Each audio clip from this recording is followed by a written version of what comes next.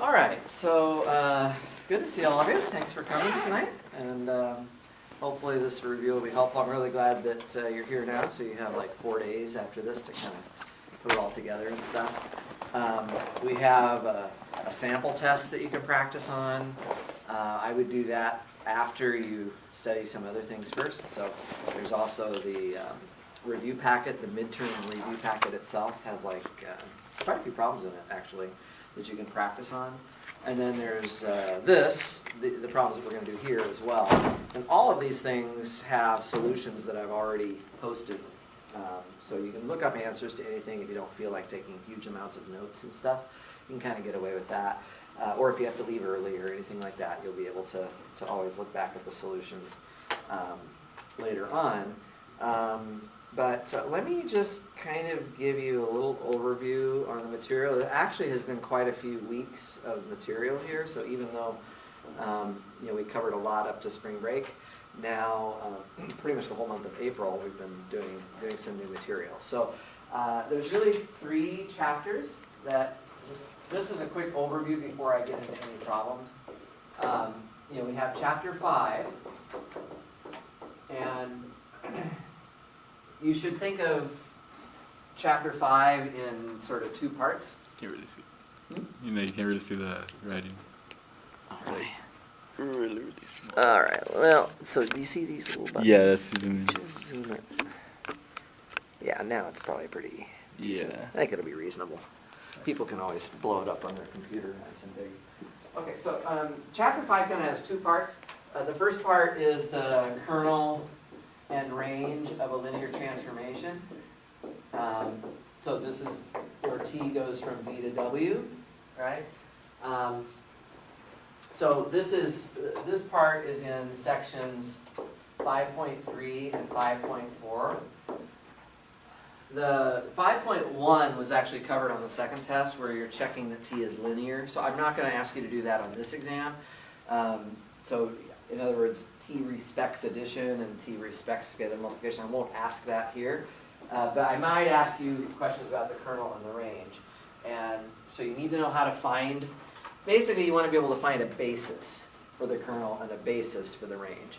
Okay, and one thing that will help you with finding a basis for these things is knowing the dimensions of these 2 things. So the key equation that relates them is just the dimension of the kernel plus the dimension of the range, okay, adds up to the dimension of v. So that's an important equation. V, of course, is always given, and so you're going to know what the dimension of v is ahead of time. And so it's kind of nice because it means that these 2 numbers have a relationship. If you find one of the numbers, then you'll automatically know the other number, right? So, and it's always nice when you know the dimension of something ahead of time and you know how many vectors you're looking for. Okay, so that's the first thing. And being able to compute these 2 bases for these 2 things is a really important thing to be able to do. We're going to practice this tonight, of course, as well. And then related to this is just the concept of is t 1-to-1 onto both and neither? Okay. And in the case when t is both, remember that we call that an isomorphism. So if I ask you, is something an isomorphism, I'm really just asking you, is it 1-to-1 and onto both? Okay? Remember that these are just definitions that you guys just need to know. 1-to-1 just means what again? The kernel is trivial, exactly. That's the one. That's the kernel. 1-to-1 is the kernel is trivial. And what does onto mean? The range is trivial. It's just the range is equal to the whole w, right? So the range of t would have to equal all of w in order for it to be onto. Okay? Couple little facts to kind of always keep in mind. If the dimension of v is bigger than the dimension of w, so if the input space is larger dimension than the output space, then t cannot be, you remember which one it is? Say again? 1-to-1, exactly. If v is bigger than w, it can't be 1-to-1. And of course, the other way around is if the dimension of V is smaller than the dimension of W, then T cannot be onto, exactly. Okay? And of course, can't be one-to-one, and it might be, in the first case, might be onto. The second case, it can't be onto, but it might be one-to-one. So you're never getting an automatic positive, right? You can get an automatic negative, T can't be something, but to get a positive, you actually have to check it. Okay, and then if the dimension of V is equal to the dimension of W, then you remember what we can say? That it's both or neither. It's either both or neither, exactly. So T is both or neither. Okay, so what that means, of course, is that you only need to check one of the two. So if you like checking one-to-one, you can check that one. And if it's yes, then it would also be onto. If it's no, then it wouldn't be onto. Does that make sense? Okay, so that's kind of the first piece of the material here. And then also in Chapter 5 is the 5.6 through 5.8. This part of Chapter 5 would be everything to do with the eigenvalues and eigenvectors.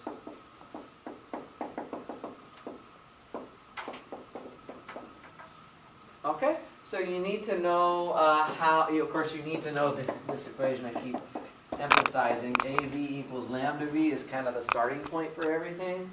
And then to actually find the eigenvalues and eigenvectors, I think you guys are pretty good at this because you've had to do it so many times that you practice it a lot. To find the eigenvalues, you just solve the characteristic equation. Right? So you just solve this for lambda. This is a big step. Of course, if it's a 2 by 2 matrix, then this is just going to be a quadratic equation. Be pretty easy to get the lambdas. But if the matrix is larger than that, you're going to have to trust me that I'm going to give you something factorable. Right? So you're just going to have to take my word for that. And then once you have those lambdas, then you can calculate the eigenspace, E sub lambda. This is just the null space of the A minus lambda I matrix for each lambda that you have. Okay, so you go through, you find your lambdas, you find your eigenvectors, and you check and see, do they each pull their weight or not? Right, that's kind of the big question we're always asking. So I might ask you, is this matrix non-defective or defective? Right, those are your two choices, just depending on whether each eigenvalue pulls its weight. And if it's non-defective, if you have a non-defective matrix, then I want you to be able to write down the matrices S and D. So this was on the quiz that you guys took. You have to be able to build the matrices S and D. S is just the matrix where the eigenvectors are going down the columns. And D is just the matrix where the eigenvalues are going down the diagonal. Okay?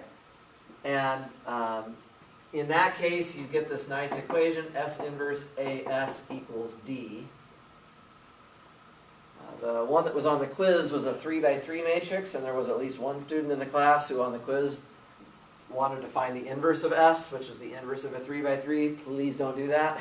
Okay? I'm not going to be asking you for that. I'm going to be asking you for S and D, but not necessarily every part of the equation. Okay? So that's that. Of course, you can solve this for A as well. If you do that, be sure you get the S and the S inverse on the correct side of the formula. So that when you've solved it for A, the S is on the left and the S inverse is on the right. Okay, so we have all that. That's the diagonalization process. If some of the lambdas are complex, remember if you get complex eigenvalues, they're always going to come in pairs. And with each pair, you can just find the eigenvectors for one of the two numbers, like A plus BI, and the corresponding eigenvector for A minus BI is just the conjugate of whatever you got for A plus BI. So A plus BI. So you'll save yourself some effort if you remember that fact. Okay, so that's if you get complex numbers. Okay, so that's kind of the Chapter 5 stuff. I would say this is approximately 35 to 40% of the material. for the midterm. It might even be a little more than that, because when you go to chapter 7, a little bit later on, and you have these vector differential equations, guess what? You have to find eigenvalues and eigenvectors again. So this material is not only important in chapter 5 just on its own merits, it also comes up again in the more recent stuff we've been doing. So this, you could even think of this as even more than 35 to 40%. It could be even more than that. Okay, then we have that little interlude in, and by the way, feel free to interrupt me as we go along if you guys have any questions, if I left something out, or if you want to know if something is especially important or not. I'm trying to go through the highlights here really quick. So chapter 6 is where, of course, we have the nth order differential equation, L of y equals f. Okay, so the L is just the linear operator that consists of the various derivatives that you're going to take of the function y. Be sure that you can represent a differential equation in operator form. So if I give it to you in terms of y and y prime and y double prime and y triple prime, you can rewrite it using the d's. That's what I'm talking about. Okay. So basically, there's going to be. Oh, and the other thing about this is, of course, the first part of this, of solving one of these, is to look at the associated homogeneous equation. So the first, remember, there's actually, let's not call it A, let's call it 1. Step 1 is to solve L of y equals 0. So now you're looking for the solution to the corresponding homogeneous differential equation. In other words, you're really looking for whatever the kernel of L is. So you occasionally see some problems where it asks you, what is the kernel of L? It's just those functions that get killed by L. So it's basically this equation. Okay, so step 1, you're trying to find the kernel of L. Forms a subspace. Remember, it's an n-dimensional vector space when you do that. Okay, so you expect n terms, right? So we do that, and then the second step is where we find the particulars function via either annihilators. We either have to bring in the annihilators. Remember, I'm going to give you the same table that you had on Monday on the quiz. I'm just going to give that right back out to you again on next Monday. Or what's the other method? Variation of parameters. Good. Variation of parameters. Okay, good. So you don't need to memorize all of the annihilators, of course, because it's going to be in the table. I do want you to know the variation of parameters formula. So just be sure on this one that you're clear that y sub p is just u1, y1 plus u2, y2. You need to know that. And then the formulas for u1 and u2. So u1, if you remember, is negative the integral of y2 times f all over, what do we divide by here? The Wronskian. Exactly. So the Wronskian, I guess I forgot to mention the Wronskian up here. The Wronskian is, of course, part of this material as well. Okay, and then the u2 is just positive the integral of y1 times f over the Wronskian. So the formulas are similar. The subscripts are opposites. And on the u1 formula, there's a minus sign. Probably won't ask you to derive these again. You, of course, do have them on a handout, so if you're ever wondering where these formulas came from, I did put that together for you. You can look at it anytime you like. But really being able to use the formulas is the key. When I give you a variation of parameters problem, I'm kind of thinking of that as not necessarily a freebie, but it doesn't have a lot of hard steps to it, because really the hardest part is just doing the integrals. And I tend not to take off massive amounts of points if the integral doesn't come out quite right either, because it's not really the 250b stuff. So really the key things here are to know when to use the variation of parameters method. You have to know what you can and can't annihilate. That was a problem for some people on the quiz. So you need to know when you use which method. And the other thing then is you need to know these formulas here. Basically these three formulas here at the bottom of the page. Okay, and then the Wronskian, of course, that's how you test for, so just recall, maybe I'll just squeeze it up here. The Wronskian is just the determinant of a set of functions that you write down on the top row, and then you simply start taking derivatives down the matrix until you get to a square matrix. So it's going to be something like that. Usually 2 by 2 or 3 by 3 is a normal size, but depending on what functions I give you. I don't mind giving you larger matrices. Don't be shocked. It's just if I give you a larger matrix, you should expect to see lots of zeros in the matrix. Okay, otherwise it's just too hard.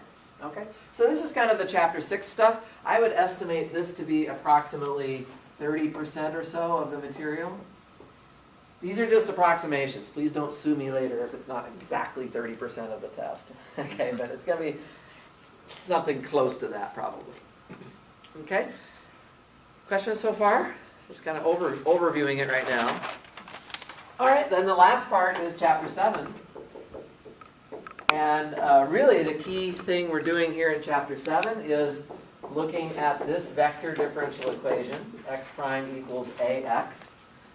Okay?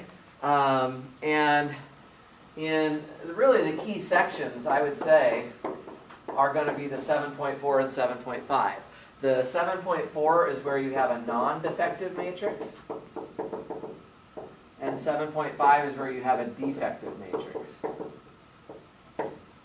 In the sections preceding this, like sections 7.2 and 7.3, that's before we learn how to solve these problems, before we realize how to get the solutions. And in that case, what you did in those sections was you learned about a Wronskian. Actually, I should mention that, though. There's another Wronskian here. Basically, if you have a bunch of vector solutions, you can simply line them up in the columns of this Wronskian matrix. That Wronskian, oh, I'm sorry, this should say Wronskian is equal to the determinant of that. So you slam the vector functions into the columns of this matrix to test them for linear independence. Now, on the test, unless I ask you to verify linear independence, I don't need you to do it. And that's because for a lot of the types of vector functions that we come up with, we actually already know that they are going to be linearly independent because I did sort of in class already an example to show you, okay, if you have basically, so if you have these functions that look like e to the lambda t times v, as long as, for example, the matrix is non-defective and I have n vectors like that into the columns of the matrix, well, then I showed in class, I actually wrote it out, that will be a linearly independent set of functions. The determinant of that Wronskian is not zero. Yeah, Sean. Just a quick reminder. So for that Wronskian, we just have to find at least one case where the determinant would not be zero if you plugged in t, right? Right. Well, for both Wronskians. Oh, okay. For both Wronskians, this Wronskian over here will be some function of x usually, because each of these functions is a function of x. I can think of this as like w of x, right? And this one would be w of t, because each of these is functions of t. So in either one of these two Wronskians, if you find a single input that makes the determinant non-zero, then the functions that formed that Wronskian are Li, whether it's the scalar functions here or the vector functions here. Does everybody see the difference between the two Wronskians? It's a huge difference. Here the functions are just scalar functions. We don't have any vectors at all. We just throw those functions on the top row of the matrix and then differentiate them. This is totally different. Here the functions are the columns. They are vectors in and of themselves. And we're not differentiating them at all. We're just slamming them in there. Okay, but that's a good point. In either Wronskian, if there is any value of t or x that produces a non-zero determinant, then your functions are Li. And I'm not saying I won't ask you to do this. So I want you to know how to use the Wronskian. It's just that when we're on like a classic example, where we're just solving with a non-defective coefficient matrix, well then we already know that the functions are Li. I don't have to stop and check it every single time.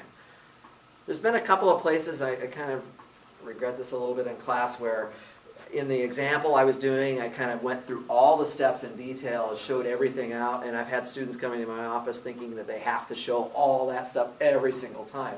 But that isn't always the case, because I was maybe just illustrating it thoroughly one time.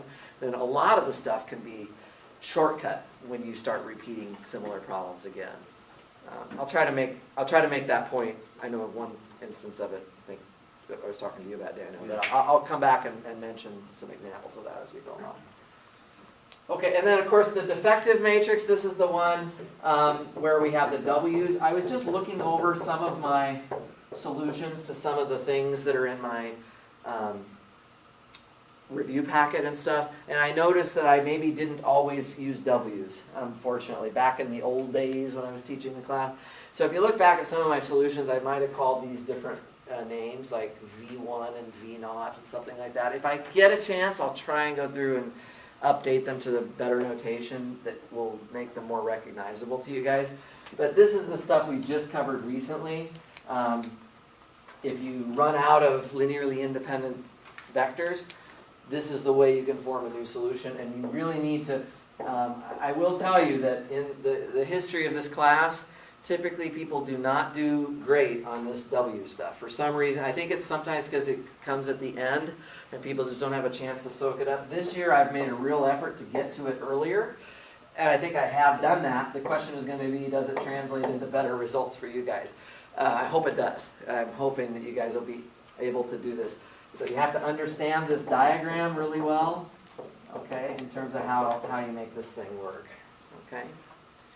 Remember, I'm not interested in throwing really nasty numbers at you or difficult calculations.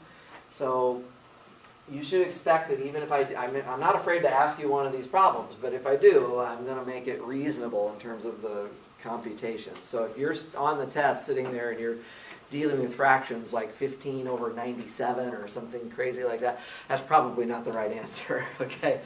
So I'm going to give you the full 2 hours, so you just take a deep breath, take your time. What I would do if something like that happens and you realize this is probably not right, instead of just erasing it right away, what I would do is I would go on and do something else first, and then come back to it, and then you can cross it off, because if you just erase it right away, you may not get back to it again. And there might be some good stuff there. You might have the wrong numbers, but there might be a lot of partial credit that even though you don't feel real good about the answer, you're actually going to get a lot of points because you have shown the right method and you made a mistake somewhere in the calculation. But it might be a minor mistake. You probably won't even know at the time. So this is just in terms of test taking. If you have time later on at the end, which I hope you will, since it's plenty of time to take the test, then of course going back and refreshing the calculation, trying it again, it would be a worthwhile thing to do. Okay, so this is, well, it doesn't look like a whole lot on here. I would say this is also kind of like 35 to 40%, but remember that this includes a lot of the eigenvalue, eigenvector stuff, so I can't really like discretely separate it all out. I would say some of the chapter 5 stuff overlaps with some of this stuff.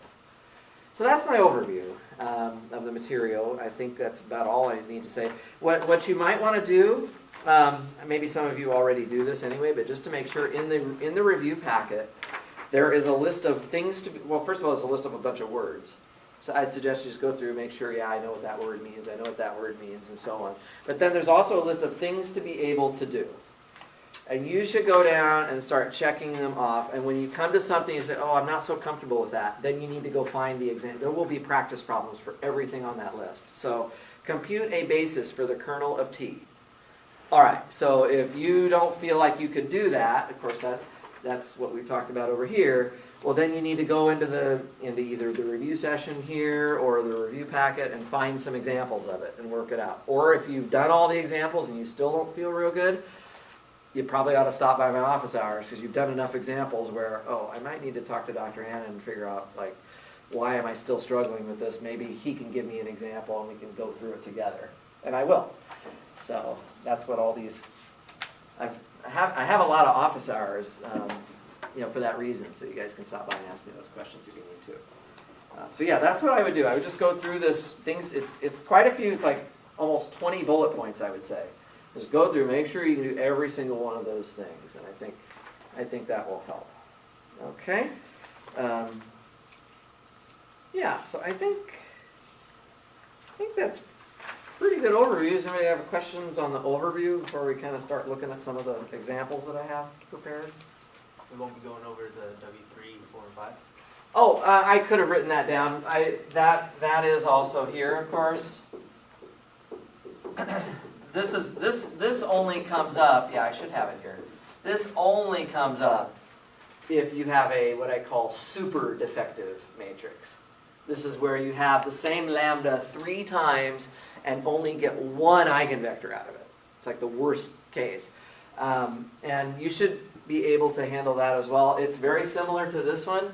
You basically just have to add one more hump at the beginning over here and start with W3. And then W1 can be the same as W4, and W2 can be the same as W5. Yeah, so you should be able to do that as well. That's a possible question I could ask. Okay, everybody all right? Any other questions about, oh, do I need to know this or that, or anything like that? So there's kind of the kernel range stuff. Then there's the chapter 6 scalar differential equations stuff. And then everything else kind of has to do with eigenvalues and eigenvectors and square matrices, that sort of thing. Okay, let's take, so I'm going to go to the review session questions. There are 11 problems here. I realized that actually, so first of all, I did number 1 last night in class in the last 5 minutes. So I'll skip doing that one. And then there's also a couple of others that are actually from the group work, I realized. I might just pass those over as well so that we try to get through everything else. And I'm not going to do these in order. Okay, so I'll jump around a little bit. So let me start with this one here. So I'll just put the number of which problem it is from the review packet on here first. So I'm going to skip number 2 for a moment, and I'm going to try and find the general solution to x prime equals ax, where capital A is a 3 by 3 matrix, -1, -4, -2, -4, -5, -6, and 4, 8, 7. Now that matrix is a kind of a bad matrix. There are no zeros in it. So what I'm going to do is I'm going to give you as a hint, and I would certainly do this on the test as well. The hint is I'm going to tell you what the lambdas are, -1 and 1 plus or minus 2i. Okay, so those are the lambdas. They have to add up to 1. You can kind of check that pretty quickly. 7 minus 5 minus 1 is 1. And if you add these together, you'll get 1 as a total of those lambdas.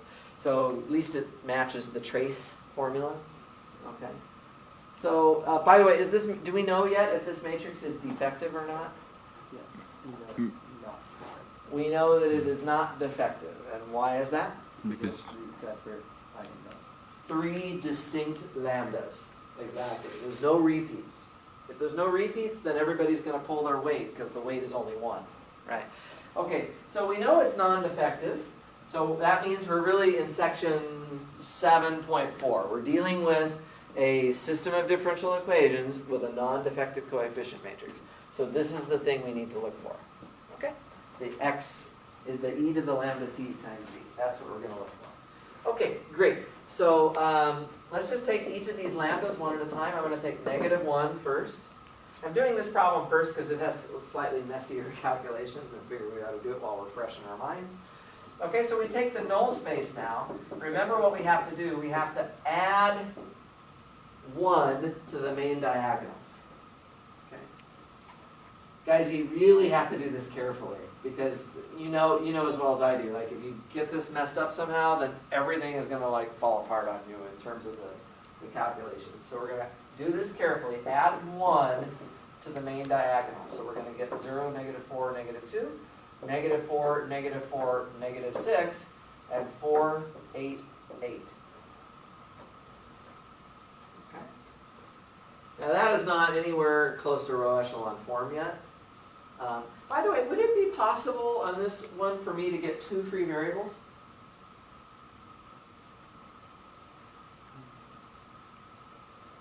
No. No, You have to no. You're guaranteed to cross one. But what if I was able to cross 2 off? Could I cross 2 of the rows off? Possibly?